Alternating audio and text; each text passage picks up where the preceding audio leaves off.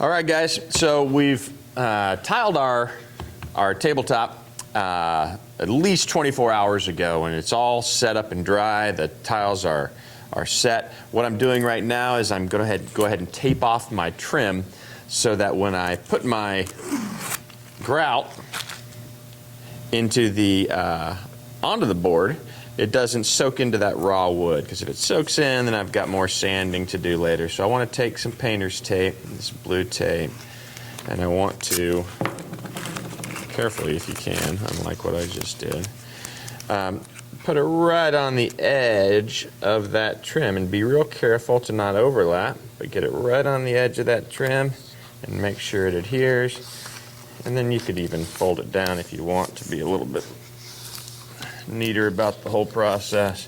And that's going to protect that raw wood from me. Everything else in here is going to get mortar that fills in all these holes and gives it a finished look. So the tools I'm going to need here, I'm going to need some non-sanded grout.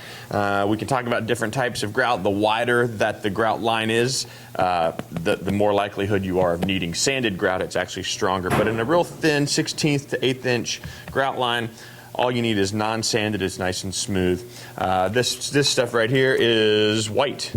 What do they call it? They have all kinds of different whites. This is bright white. So that's what we're going to use for this. You can use any kind of grout that we have on hand.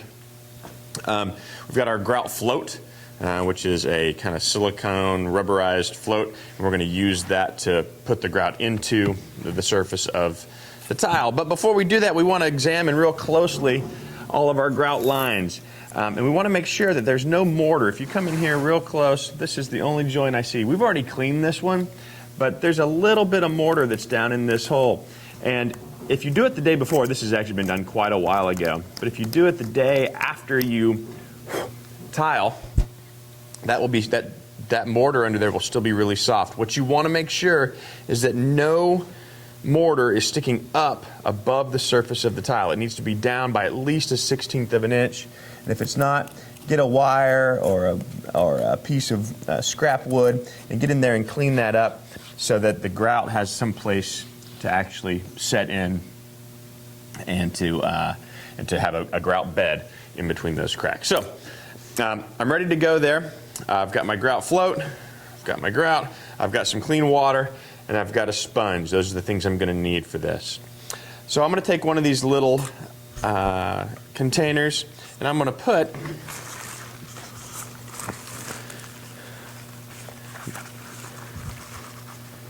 about 2/3 full of my grout.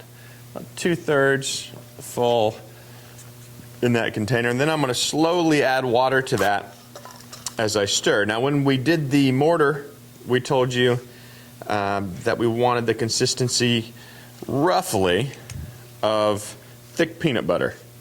So this is going to be, this grout is going to be slightly runnier than that, but not much. So this is maybe this is creamy peanut butter, and the other was chunky. Well, it wouldn't be chunky, would it? But it was, it was thicker peanut butter. So that's pretty close right there. I want all the lumps out of it. I'm going to stir it for a good minute. I want all the lumps out of it. I can still see lumps as I'm stirring. And that's close to the consistency that I want to use. I don't want it too runny or it won't sit into my grout lines. If it's too thick, I won't be able to push it down in. If you have concerns or questions, just run this over to your instructor and say, hey, how's this look? For consistency. But the clock is ticking once you pour water into your grout. So you want to make sure you've got everything set up and you've got some sense of what it should look like. But that's it. That pretty much nails it. If anything, it's a little runny, but I'm going to go with it. Scraping my sides real good. Scraping the bottom. A lot of times, people who don't stir well will find that there's all kinds of powder down at the bottom in the corners. And then when they get to the end of at the bottom of the bucket, or the bottom of the cup in this case, they've got all this powdery mess. So make sure you're stirring down on the corners. Make sure you're scraping along the sides. I don't see any more humps left, no more lumps or bumps. So I'm going to go ahead This is going to get a little messy, which is why we've taped this off. But I'm going to go ahead and put it, kind of blob some of it down there onto my tile. Trying to stay as clean as I can as I go. And I'm going to take my grout float. Now, the angle of my float is important. Watch me as I do it. I'm going to start at about a 45-degree angle and kind of perpendicular to my grout lines, and I'm going to be combing across, pressing it in. And then you might see me do this to kind of scrape it off the bottom. You might even see me do this. But whatever this angle is, or this angle, those are the same angles, and they're about 45, and I'm just pressing it into the surface. I'm on a piece this small. If I was doing a whole bathroom floor, I'd be going like this, right, all over the bathroom floor. But here, all I really am going to use is this end piece here, and I'm going to just kind of drag it across, trying to press it down in. And you see it kind of gathers here at the end, so I might press that down and then drag it across. And it doesn't take much because we've got such small grout lines. But once I push it in, then I drag back across. Push it in, drag across. And you see I have a void there, so I'm going back, pushing it in, dragging across.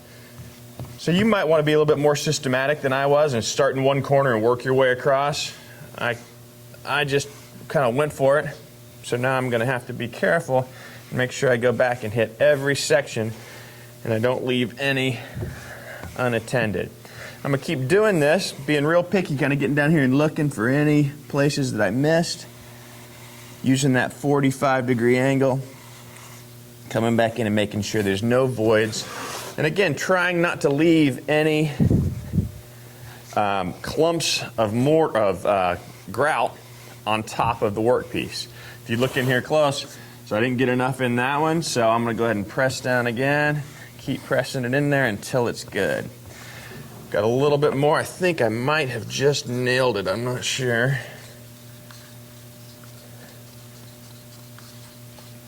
But I'll keep doing this until it's completely full. All the grout lines are filled, and then I'll show you how to clean.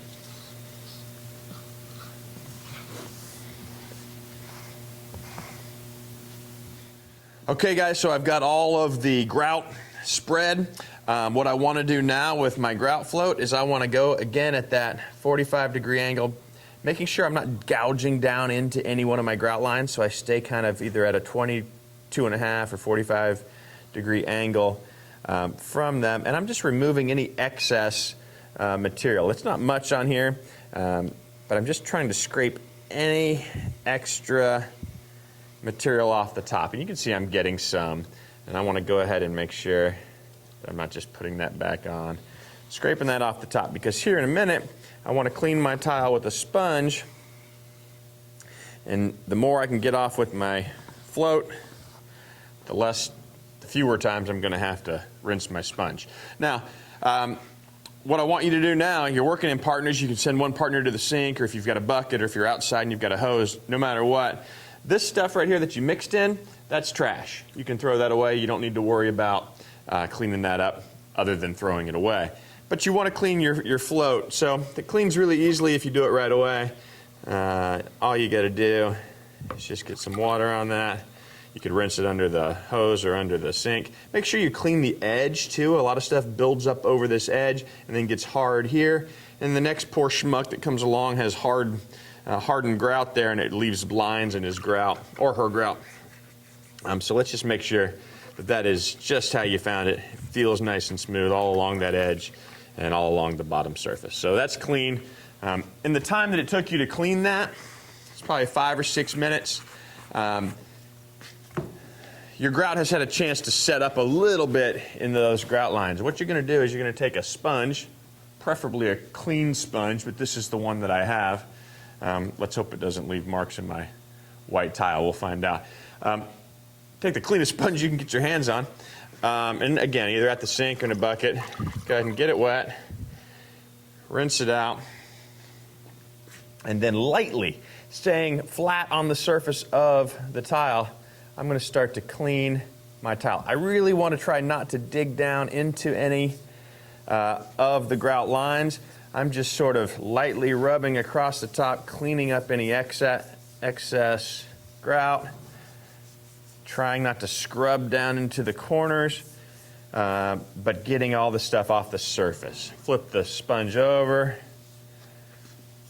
Now this is going to seem monotonous, and this is another one of those things, kind of like gluing up or mixing mortar or mixing grout, that you have to do at the beginning of the period, this part of the project, or else you're going to run out of time. Because if I were to leave this project like it is right now, I'm going to find tomorrow that there's going to be this hazy glaze all over it, and I'm going to be really bummed, because then I'm going to have to spend a lot of time cleaning.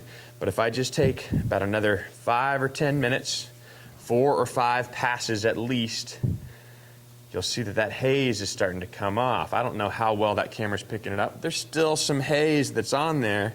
But right now what I want to do, I've sponged it twice. I'm going to go ahead and sponge it lightly. One more time, trying not to hit the grout lines very much. Just trying to take that haze off the top. And then I'm going to let it sit for about another 5 to 10 minutes. Hopefully I have time for that in my class period.